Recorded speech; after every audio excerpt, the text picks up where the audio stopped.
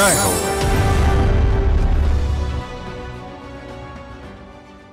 అలనాడు ప్రజలు ప్రాణప్రదంగా ప్రేమించిన అనేక జానపద కళలు కొడగట్టిన దీపాలై కాలం ఒడికి చేరాయి.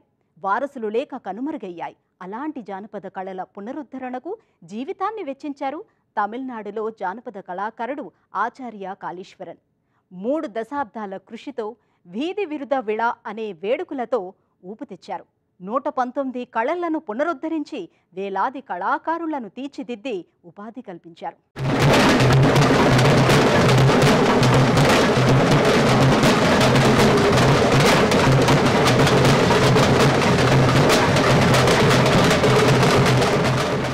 ప్రజా కళలను ప్రేమించిన ఈ ప్రగతివాది ఆచార్య ఆర్ కాళీశ్వరన్ స్వగ్రామం తమిళనాడులోని పరమకుడి సమీపంలోని మేలచెతిరం.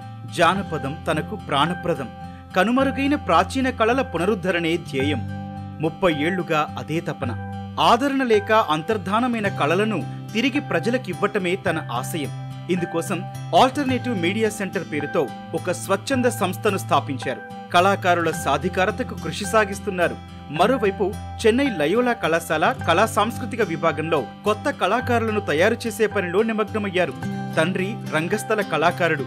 ఆ స్ఫూర్తిని అందుకున్న తనయుడు ఆయన్ని మించిన కళాకారుడయ్యాడు. వీధి విరుదు విళ పేరిట కళాకారులు వేలాదిగా తరలివచ్చి అలరించే సాంస్కృతిక సంబరమది. ఆ వేడుకలను వైభవంగా నిర్వహించే కాళీశ్వరన్ ఈ ప్రాంతానికి చిరపరిచితులు.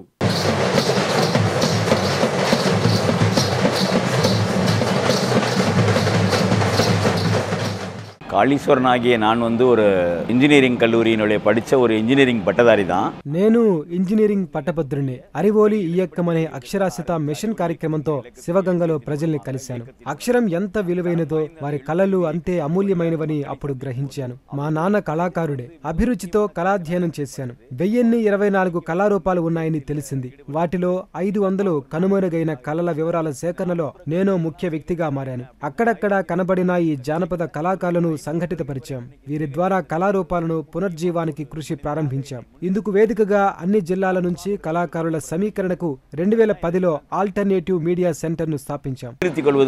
కారణமாக இருந்தவர்கள் నాటుపుర కళంగர்கள். அதுதான் இதற்கெல்லாம் కారణం. ఇంజనీరింగ్ లో పోస్ట్ గ్రాడ్యుయేషన్ తర్వాత కాళీశ్వరన్ సైన్స్ అండ్ కమ్యూనికేషన్ లో PhD చేశారు. స్థానిక కళారూపాలు, కళాకారులు ఆరాధించే గ్రామ దేవతలు అనే అంశంపై పరిశోధన చేశారు. గ్రామీణ కళాకారుల దయనీయ స్థితి ఆయన్ని కలచివేసింది. అద్భుత కళాకారులుగా ప్రభ వెలిగించాల్సిన వాళ్లు పారిశుధ్య పనులు, ఇతర చిరుద్యోగాలకు పరిమితమయ్యారు. ఎందుకంటే అవకాశాలు లేవు.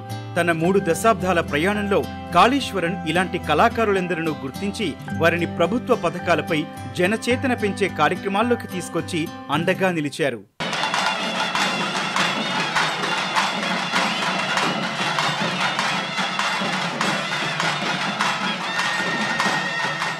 குறிப்பா இந்த வீதி விருது விழாவை நாங்க கொண்டு வந்ததுக்கான காரணமே మేము జానపద కళాకారులకు అవకాశాల కోసమే వీధి విరుదు విళా కార్యక్రమాన్ని తీసుకొచ్చాం. ఈ వేదికపై పరిచయమైన కళాకారులు నేడు అనేక మీడియాలో ఉన్నారు. సినిమా తారలుగా వెలిగిపోతున్నారు. వీరిలో కొందరిని తమిళనాడు ప్రభుత్వం కలైమామణి పురస్కారంతో సత్కరించింది. ఇదో పెద్ద విజయంగా నేను భావిస్తున్నాను. కొడిగట్టిన కళల పునరుజ్వలనకు వీధి విరుదు విళా ఓ ఉత్తమోత్తమ అవకాశం. ఈ వేదిక నుంచి మేము ఎన్నెన్నో కార్యక్రమాలు చేపట్టాం. మా కృషితో తమిళనాడు ప్రభుత్వం కళాశాలలో సిలబం కళాకారులకు 3 సీట్లు ఇస్తోంది. நாங்க இந்த வீதி விருது நிகழ்வின் வழியாக பண்ணியிருக்கோம். ఒకనాడు 1000కి మించి కళారూపాలు విలసిల్లాయి. ఇప్పుడు సాధన చేస్తున్న వారి సంఖ్య 20. ఇలవేల్పులకు నైవేద్యాన్ని తలపై కలశంలో ఉంచి స్థిరంగా చేసే నృత్య విన్యాసం కరఘట్టం. అందరికీ ఎక్కువగా తెలిసింది ఇదొక్కటే. కానీ 172 రకాలున్నాయి. చేతిలో చిన్న రుమాళ్లను ఉంచి వాద్యానికి అనువుగా సాగే జానపద నృత్యం ఒయిలాటం. ఇందులో 65 రకాలున్నాయి. కాళీశ్వరన్ అవిరళ అవిశ్రాంత కృషితో 119 తమిళ జానపద కళారూపాలు ప్రాణం పోసుకొని తిరిగి వైభవం సంతరించుకుంటున్నాయి.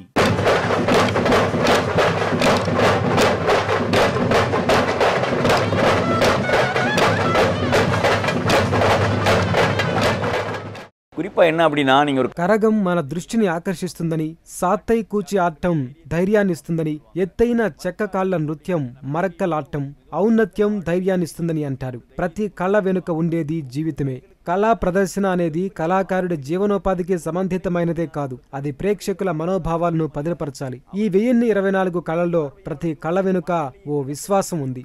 ఓ కార్పొరేట్ కంపెనీలో వ్యక్తిత్వ వికాస పాఠం చెబుతారు కదా, దానికి బదులుగా ఒయిలాటంలో 16 దశలను నేర్పితే సరి, అప్పుడు ఎలా నడుచుకోవాలో తెలుస్తుంది. சொல்றதுக்கு பதிலா ஒரு ஒயிலாட்டத்தினுடைய 16 அடவுகளையும் சொல்லி கொடுத்தீங்கன்னா அவங்க எப்படி நடக்கணும் எப்படி போகணும் அப்படிங்கறத தெரிஞ்சுப்பாங்க. కళా వారసత్వం కాపాడటం ఒక ఎత్తైతే కళాకారుల సాధికారత మరో ఎత్తు.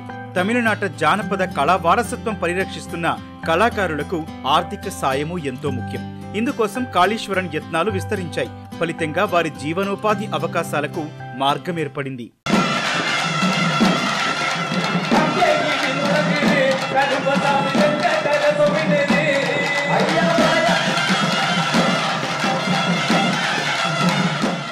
இந்த வீதி விருதுலாவே எடுத்துட்டீங்கன்னா వీధి విరుదు వేళ ఉత్సవాలకు ఒకప్పుడు వయసు మళ్లిన కళాకారులే వచ్చేవారు. అయితే ఇప్పుడు యువ కళాకారులు ఎక్కువగా వస్తున్నారు, మరింత ఉన్నత స్థాయికి ఎదుగుతున్నారు. అనేక మంది యువ కళాకారులు శలభం, పరై, పొయ్యిక్కల్, కుతిరై, మరక్కల ఆటంలపై పాఠాలు చెప్పడం ఆరంభించారు. ఈ జానపద కళ నేర్చి లయోలా కళాశాలలో 50 మంది విద్యార్థులకు బోధిస్తున్నారు. వారు అనేక కళా బృందాల ఏర్పాటుతో జీవనోపాధి అవకాశాలు పెంచుకున్నారు. అరివోలి ఇయక్కం అక్షరాస్యత మిషన్ జిల్లా సాంస్కృతిక సమన్వయకర్తగా పనిచేసినప్పుడు వారి సాధక బాధకాలు అవగతమయ్యాయి. ఇదే విభిన్న జానపద కళారూపాలను కాపాడేందుకు ఆయనకు ప్రేరణనిచ్చింది.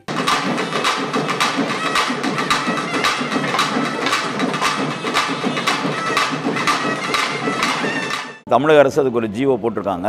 ప్రభుత్వ కార్యక్రమాలన్నింటిలో జానపద కళలకు ప్రాధాన్యం ఇవ్వాలని తమిళనాడు ప్రభుత్వం జీవో తెచ్చింది. రాష్ట్రంలో 36,000కు పైగా దేవాలయాలున్నాయి. దేవాలయ కార్యక్రమాల్లో జానపద కళాకారుల సేవలు ఉపయోగించాలని మేము గట్టిగా కోరుతున్నాం. విద్యాశాఖ ఆధ్వర్యంలోని 39,000 పాఠశాలల్లో జానపద కళలను ప్రవేశపెట్టాలని విజ్ఞప్తి చేస్తున్నాం. అలాగే రాష్ట్రంలోని 18,000 కళాశాలలో కళాకారులను అతిథి ఉపన్యాసకులుగా నియమించాలని మేము గట్టిగా కోరుతున్నాం. పేరాసిరియர்களாக నియమించనుம்னு சொல்றோம். 1990లో లయోలా కళాశాలలో చేరాక కాళీశ్వరన్ జనచేతన కార్యక్రమాలను కొనసాగించారు. అప్పట్లో నిశ్శబ్దాన్ని బద్దలు చేసిన పులిరాజాకు ఎయిడ్స్ వస్తుందా లాంటి HIV ప్రకటనల అవగాహన ప్రచారాలు నిర్వహించారు.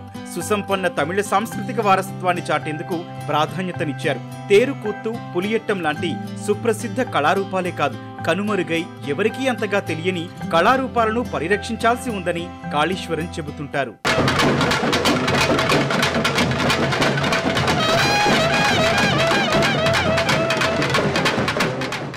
குறிப்பா தமிழ்நாட்டுல బిల్ గేట్స్ మిలిందా ఫౌండేషన్ అప్పట్లో పులిరాజాకు ఎయిడ్స్ వస్తుందా అనే అవగాహన ప్రకటనలను వివిధ భాషల్లో రూపొందించింది. నాడు తమిళనాడులో HIV లక్షణాలున్న వారి సంఖ్య ఆందోళన కలిగించింది. జానపద కళలతో ఈ అంశంపై చైతన్యం తేవాలని నాకు అనేక విజ్ఞప్తులొచ్చాయి. పులిరాజా ప్రకటనకు లయోలా కళాశాల ప్రచారకర్తగా నన్ను నియమించింది. అప్పుడు వరుసగా 7 ఏళ్ల పాటు సాగిన ఈ ప్రచారోద్యమంలో జానపద కళాకారులను పెద్ద సంఖ్యలో ఉపయోగించాం. వారి జీవనోపాధికి గొప్ప అవకాశంగా మారింది. கொடுத்தோம்.